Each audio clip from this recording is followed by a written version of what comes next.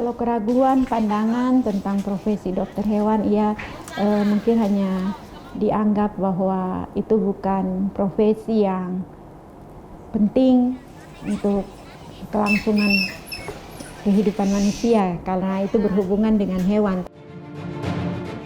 Tapi bagi kami mensejahterakan, moto kedokteran hewan itu adalah mensejahterakan manusia melalui hewan. Jadi kalau hewannya sehat, manusianya juga sehat. Anak-anak lihat toh, sekarang sudah lihat ada kakak-kakak mau jadi dokter hewan. Sudah lihat toh, nah, sekarang sekolah baik, nah, sampai perkuliahan, ya ambil jurusan dokter hewan. Selesai, kamu pulang lihat kita punya binatang-binatang, kamu bisa suntik yang ada sekarang. Toh, anak-anak, ya? Yeah.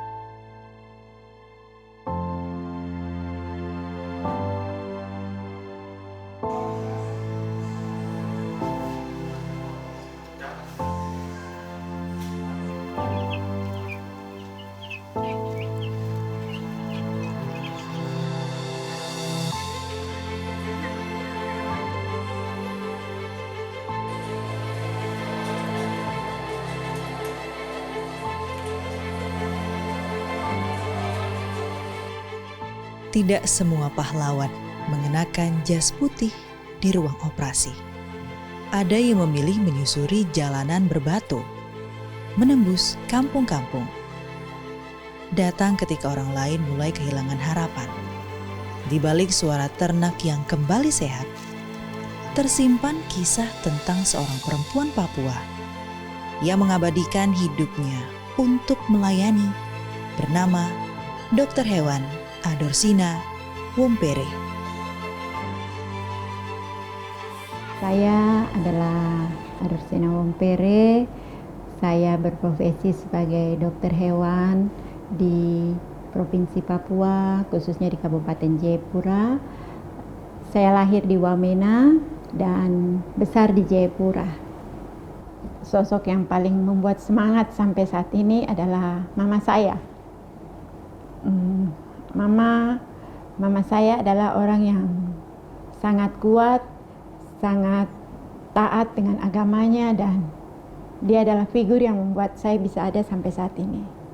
Mama saya selalu mengajarkan saya, kami ada 8 bersaudara. Ketika bapak saya meninggal, saya masih kelas SD, kelas 6. Mama saya menekankan ke kami semua bahwa kami harus sekolah.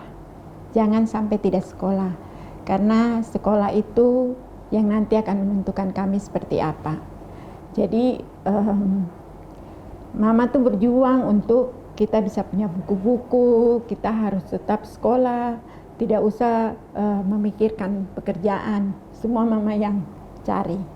Terinspirasi dari ada tokoh kami, tokoh Papua, Bapak Dr. Hewan Kostan Karma. Beliau sempat menjadi gubernur juga di Papua walaupun berlatar belakangkan profesi sebagai dokter hewan.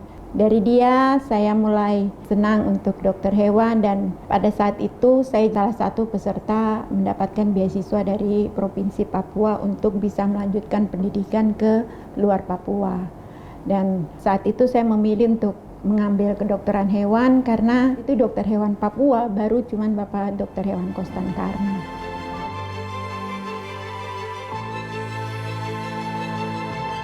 Saat sebagian besar orang memilih profesi yang sudah dikenal, Adorsina memilih jalan yang berbeda.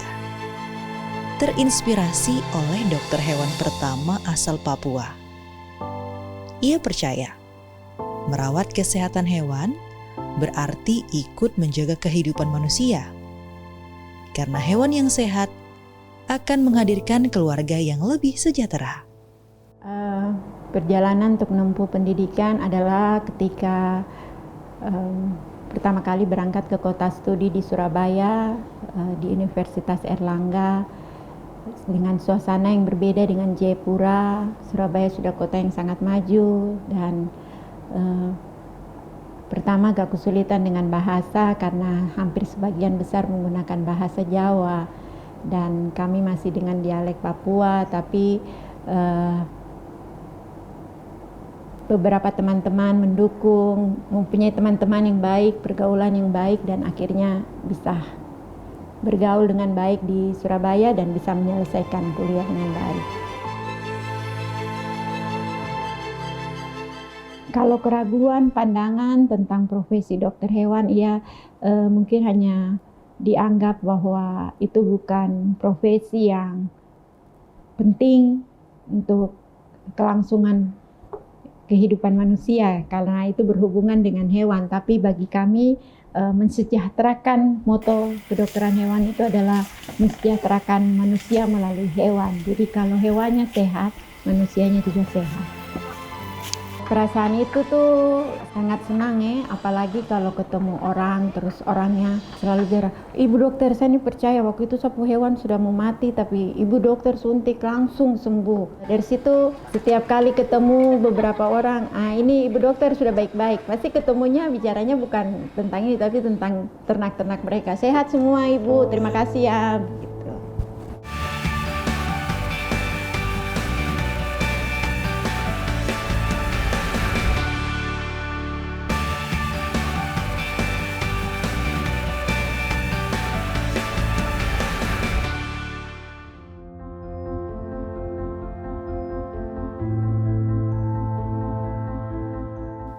Setelah menyelesaikan pendidikannya, ia memiliki banyak kesempatan untuk melangkah ke tempat lain. Namun ia memilih pulang kembali ke Papua, kembali kepada masyarakat yang menaruh harapan. Karena baginya, ilmu tidak berhenti di ruang kuliah. Ilmu harus hadir di tengah kehidupan. Setelah lulus, saya kembali ke Papua karena memang saya dibiayai oleh pemerintah Provinsi Papua untuk bisa sekolah kedokteran hewan. Dan harus melapor kepada pemerintah bahwa sudah selesai. Saat itu saya dengan beberapa teman-teman yang juga sudah selesai kuliah, mengambil profesi dokter hewan. Populasi ternak di Papua itu sangat banyak. Orang Papua suka piara babi, orang Papua suka piara sapi, suka piara ayam, dan itu perlu suatu yang bisa membantu untuk perkembangbiakan mereka. Jadi harus ada manajemen yang baik, harus ada pemeliharaan yang baik, dan itu diperlukan seorang dokter hewan untuk bisa mengedukasikan itu kepada mereka. Jadi seandainya ada ternak sakit, kita tidak susah untuk mencari dokter hewan. Itu juga pengalaman kita punya anjing dan sakit. Waktu itu Bapak Dokter Hewan Kostan Karma belum ada, ya anjingnya mati begitu saja karena tidak ada yang bisa menolong. Tantangan terbesar kita adalah ketika ada terjadi kasus penyakit atau kematian ternak dan kita tidak bisa pergi untuk pelayanan ke sana atau untuk pengobatan karena terkendala administrasi atau terkendala soal kendaraan. Karena kita tahu bahwa wilayah kerja Kabupaten Jayapura ini sangat luas dan ternak paling banyak adalah di daerah yang jauh dari ibu kota Kabupaten Jayapura. Sapi berada di daerah-daerah yang kita harus tempuh perjalanan 1-2 jam, itu yang paling dekat. Dan agak jauh bisa sampai 4 jam kita bisa sampai. Tapi tantangan terbesarnya yaitu ketika kita tidak bisa menolong dan sapinya sudah mati atau ternaknya sudah mati. Padahal saat itu kalau kita bisa cepat tegap untuk tangkap untuk ke sana, kita bisa layani dan ternak tidak mati. Memang mungkin bagi orang bukan kerugian kalau yang tidak pelihara ternak, tapi kalau bagi yang peternak hidupnya tergantung dari ternak, itu adalah kerugian yang sangat besar.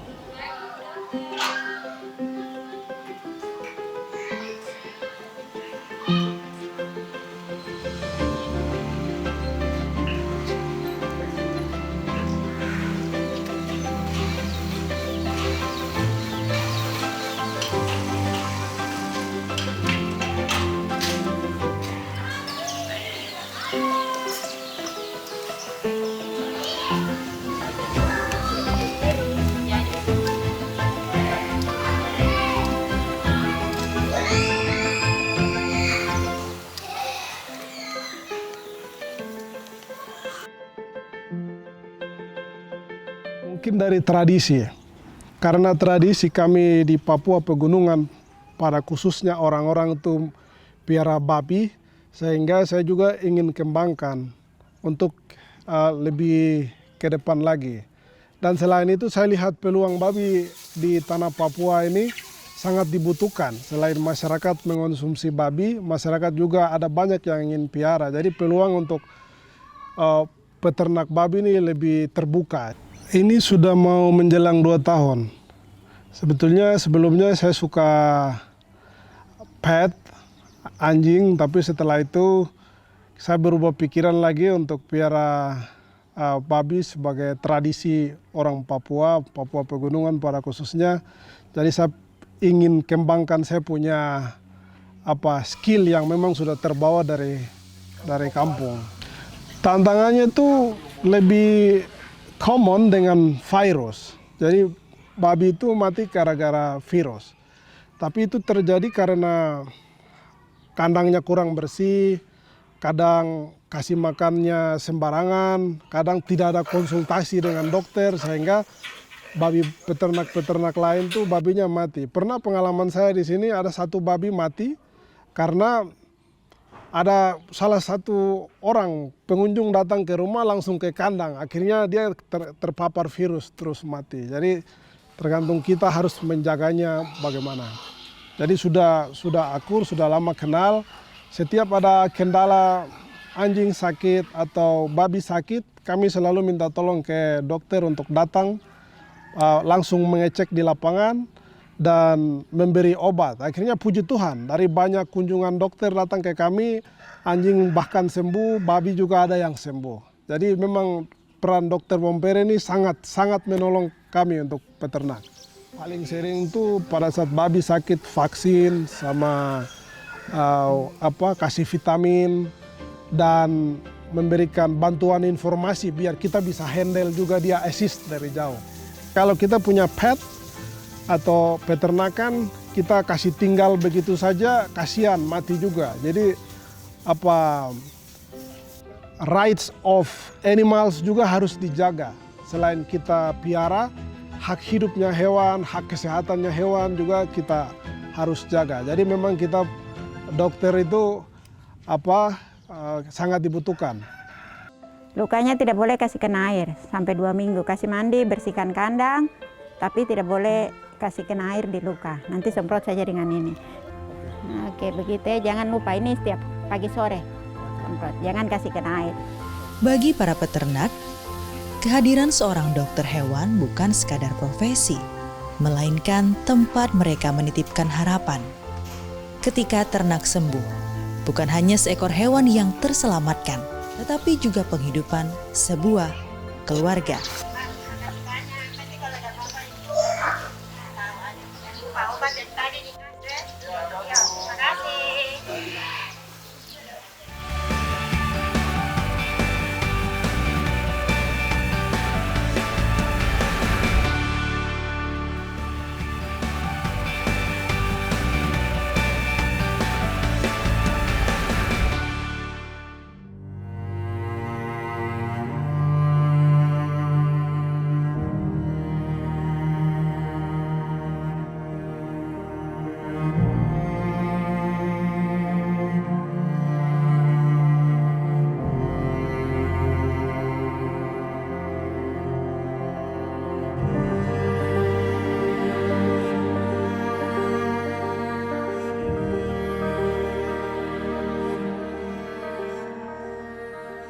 Dulu bangga ya bisa datang bekerja di kantor yang 3 lantai, kemudian kami mendengar informasi akhir bulan Oktober kantor kami terbakar.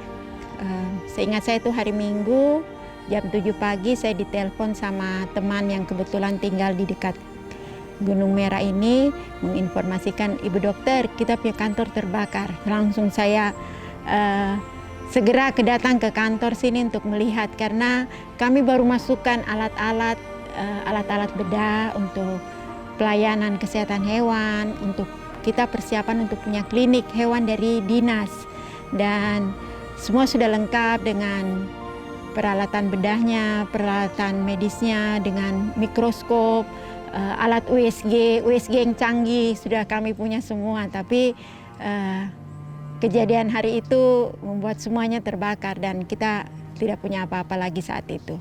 Menangis ya begitu lihat gedung terbakar dan barang-barang yang sudah kami siapkan untuk pelayanan dan itu juga untuk menghasilkan PAD buat Kabupaten Jayapura ini ternyata hangus terbakar dan semangat waktu itu juga hilang. Kita sudah bersama tim dari kesehatan hewan semuanya menangis karena kita sudah mempersiapkan itu dengan baik. Waktu itu kita bilang sesuatu yang sudah kita rencanakan baik dengan pengadaan alat USG untuk hewan, dengan alat bedah, dengan semua fasilitas yang ada. Kami sudah waktu itu sudah down, semua teman-teman yang di bidang kesehatan hewan yang melakukan pelayanan kesehatan hewan benar-benar down dan kita mulai belajar kembali untuk tetap pelayanan karena masyarakat tetap memanggil kami.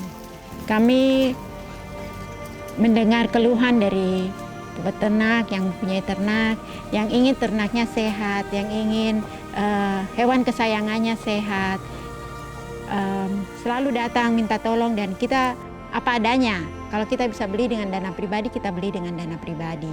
Dan teman-teman semuanya yang melakukan pelayanan juga melakukannya dengan sukarela, dengan senang hati, walaupun saat itu kita belum ada ya semua barang-barang perlengkapan, tapi perlahan-perlahan bisa kita penuhi.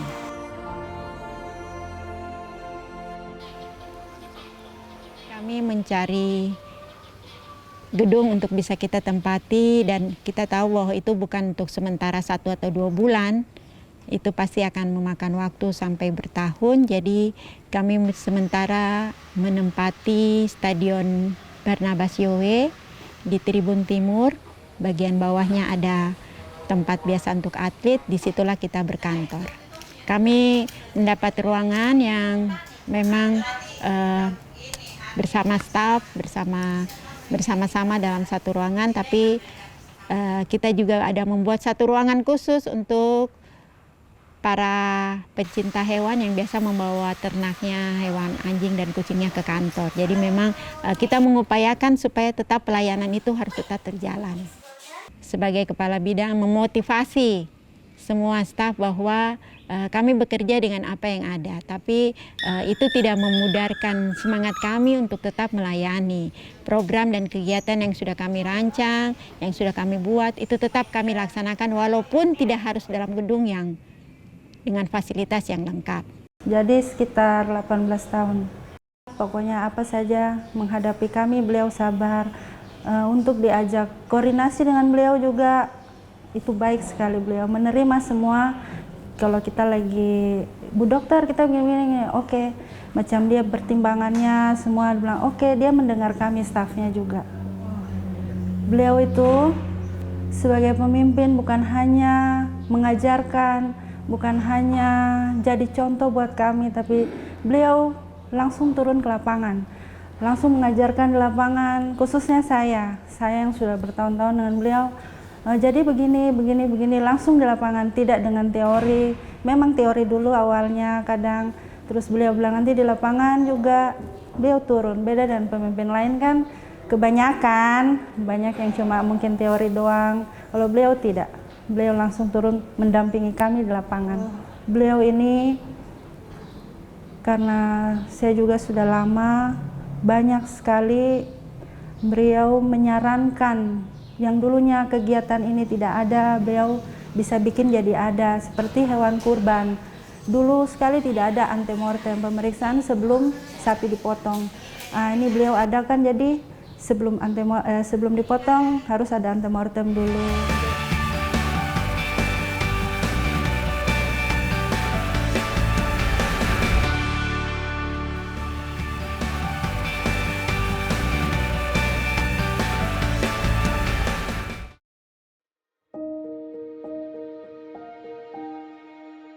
Di mata rekan-rekannya, Adorsina bukan hanya seorang pemimpin. Ia adalah sosok yang mengajarkan bahwa kepemimpinan bukan sekadar memberi perintah, melainkan berjalan bersama, mendengar, membimbing, dan memberi teladan. Pokoknya ibu sehat terus, selalu dalam lindungan Tuhan. Kita doakan bisa jadi lebih baik lagi. Walaupun mungkin ibu, kapan hari mungkin ibu akan naik terus ke atas, kita akan terus berkonsultasi dengan beliau. Karena beliau adalah inspiratif kami, dokter hewan pertama di Kabupaten Jayapura. Kalau ada babi sakit atau apa, langsung konsultasi ke dokter. Jadi tidak bikin pengetahuan sendiri, langsung kasih obat ini, obat itu. Sehingga akhirnya banyak peternak babinya mati karena mereka memberikan obatnya sendiri. Terima kasih sudah berkonsultasi dan sudah menolong kami dalam mengembangkan peternakan kami. Sangat berarti buat kami, sangat penting sekali. Dan kami butuh dokter hewan, jangan mempere saja, banyak dokter lain lagi. Menjadi perempuan, menjadi ibu, menjadi istri, dan menjadi pelayan masyarakat. Semuanya dijalani dalam satu kehidupan. Tidak selalu mudah. Namun, setiap langkah yang dijalani dengan keyakinan bahwa setiap pekerjaan yang dilakukan dengan kasih akan selalu menemukan maknanya. Sebagai sosok dokter hewan yang selalu siap datang melayani mereka, melayani ternak mereka ya.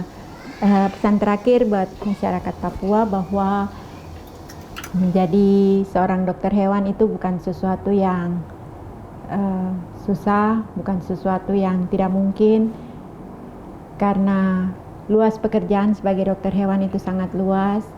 Kami bisa berprofesi sebagai pendidik, kami bisa berprofesi sebagai pelayan kesehatan masyarakat untuk produk-produk asal hewan, kami bisa pelayanan kesehatan hewan, dan jangan lupa kalau ada ternak sakit ke dokter hewan. Ya, motivasi buat perempuan-perempuan Papua, kalau saya bisa menjadi dokter hewan dan sampai saat ini bisa tetap mendedikasikan ilmu, semua juga bisa. Tidak hanya melalui dokter hewan saja, apapun profesinya, yang penting kita melayani dengan baik, dengan kasih, dengan penuh pengabdian, maka kita akan mewujudkan mimpi dari Papua untuk Papua sehat, mandiri, dan sejahtera. Kita bisa menjadi tuan di tanah sendiri. Warisan terbesar seseorang bukanlah gedung yang ia bangun, bukan pula jabatan yang pernah ia sandang, melainkan kehidupan yang berhasil ia sentuh, harapan yang berhasil ia hidupkan, dan semangat yang ia tinggalkan agar terus bertumbuh di hati orang lain. Dari Papua, Dokter Hewan Adorsina Wompere mengajarkan satu hal, bahwa melayani bukan tentang apa yang kita miliki, melainkan tentang seberapa besar hati kita untuk tetap hadir, bahkan ketika keadaan mengharuskan kita memulai semuanya dari awal.